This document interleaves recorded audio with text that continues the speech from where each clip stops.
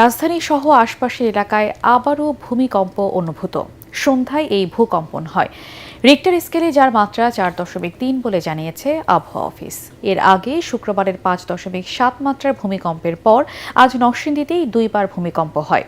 Richter স্কেলে 3.3 মাত্রার কম্পন রেকর্ড করে সরকারের ভূমিকম্প পর্যবেক্ষণ ও গবেষণা কেন্দ্র। সংস্থাটি বলছে, বড় কম্পনের পর এ ধরনের মৃদু কম্পন স্বাভাবিক। তবে বিশেষজ্ঞরা বলছেন, এই কম্পন আগামীতে বড় মাত্রার ভূমিকম্পের বার্তা দিচ্ছে। নরসিংদী জেলাকে ঘিরে ইন্দো বার্মা টেকটনিক প্লেটে 9 মাত্রার ভূমিকম্প হওয়ার মতো শক্তি জমে আছে।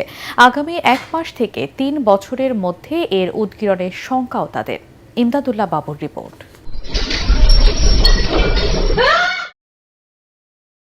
টানা 2 দিন ভূমিকম্প হল রাজধানীতে। শুক্রবারের পর শনিবার সন্ধ্যায় উৎপত্তিস্থল বাড্ডায় 4.3 মাত্রার ভূমিকম্প হয়।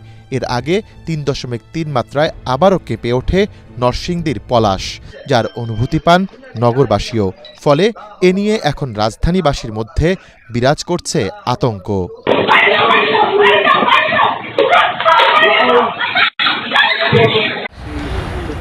আবহাওয়া অফিসের ভূমিকম্প পর্যবেক্ষণ ও গবেষণা কেন্দ্রের ভারপ্রাপ্ত কর্মকর্তা রুবাইয়াত কবির বলছেন, কম্পনটি শুক্রবারের ভূমিকম্পের পরবর্তী প্রতিক্রিয়া।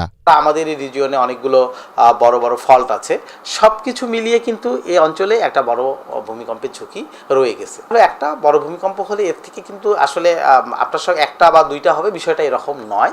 অনেক সময় একটা বড় ভূমিকম্প থেকে সিরিজ অফ আফটারশক হতে পারে। আমরা দেখেছি যে নেপালে যে ভূমিকম্প হয়েছিল, সেই ভূমিকম্প থেকে হাজারের উপরে আফটারশক হয়েছে। বাংলাদেশে ভূমিকম্প নিয়ে প্রায় 35 বছর ধরে গবেষণা করছেন ঢাকা বিশ্ববিদ্যালয়ের সাবেক অধ্যাপক ভূতত্ত্ববিদ ড. সৈয়দ হুমায়ুন আখতার। তাঁর মতে, ইন্দো বার্মিজ প্লেটে জমে থাকা শক্তি বের হওয়া শুরু হয়েছে, যার ফলে দুদিনের ভূমিকম্প।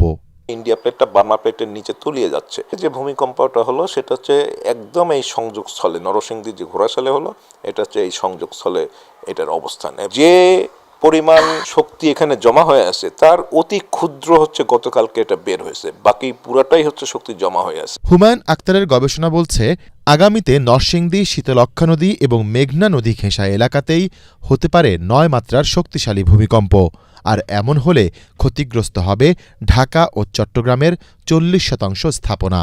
জানমালের ক্ষয়ক্ষতি কমাতে এখন থেকেই সরকারকে স্বল্প, মধ্য এবং দীর্ঘমেয়াদী কিছু পদক্ষেপ নেওয়ার পরামর্শ এই বিশেষজ্ঞদের।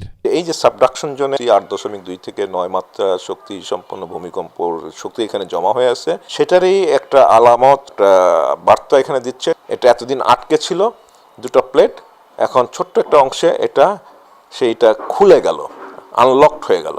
তার মানে একটা যদি হঠাৎ করে একটা ছিদ্র হয় কোনো পানির পাইপের লিকে, তাহলে আস্তে আস্তে সেই ছিদ্র বাড়তে থাকে। এটা এখন শুরু হয়েছে। হ্যাঁ, অতএব সামনে হয়তো খুব একটা বেশি সময় আমাদেরকে প্রকৃতি আর দিবে না। 1 মাস থেকে 2-4 বছরের মধ্যে এরকম বড় ভূমিকম্প আঘাত আনতে পারে।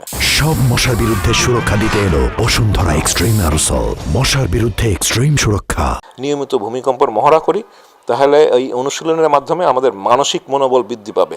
আমি বলবো যে আমার জায়গাটায় আমি সেফ না, কারণ আমার বাসা থেকে বের হয়ে গিয়ে আমি আমার বাসার সামনে একটা 10 ফিট বা 15 ফিটের রাস্তা পাচ্ছি। যদি বিল্ডিংটা ভেঙে পড়ে, তাহলে আমি রাস্তার নিচে পড়ে যাবো। করণীয় আছে একটা জায়গায়, যেটা আপনাকে আমি বললাম যে পিওএফটাকে কাজে লাগিয়ে যদি আমরা গভর্নমেন্টের যে মনে করেন বিদ্যুতের বা গ্যাসের যে গ্রিড লাইনগুলো আছে, এই লাইনগুলোকে হয়তো অফ করার ব্যবস্থা করা যেতে পারে। আসলে বাংলাদেশের এখন প্ল্যান করতে হবে যে আমরা যে ঢাকা শহরে যে বিল্ডিংগুলো আছে, এই বিল্ডিংগুলোকে আমাদেরকে নতুন করে সাজাতে হবে। আমাদের তো সবটা ভেঙে ফেলতে পারবো না, আমাদেরকে রিট্রোফিটিং করে এগুলোর স্ট্রেংথ বাড়াতে হবে। স্ট্রেংথ বাড়িয়ে আমাদেরকে এমন একটা জায়গায় যেতে হবে যেন আমাদের ভূমিকম্প হলে যেন বিল্ডিংগুলো এভাবে ভেঙে না পড়ে। একই সাথে ভূমিকম্প হলে আতঙ্কিত হয়ে বহুতল ভবন থেকে নামার প্রতিযোগিতা না করে বিল্ডিংয়ের বিম ও কলামের মাঝে দাঁড়ানো, শক্ত কোনো কাঠামো যেমন খাট বা টেবিলের নিচে অবস্থান নেয়া, মাথা, কাঁধ ও ঘাড় নিরাপদ রাখার চেষ্টা করা, প্রয়োজনে বালিশ ব্যবহার করা, আয়না, আলমারি ও ভারী ফার্নিচারের কাছে না থাকা এবং বৃদ্ধ, নারী ও শিশুদের নিয়ে নিরাপদ স্থানে অবস্থান নেয়ার পরামর্শ বিশেষজ্ঞদের। ইমদাদুল্লাহ বাবু, ATN বাংলা, ঢাকা।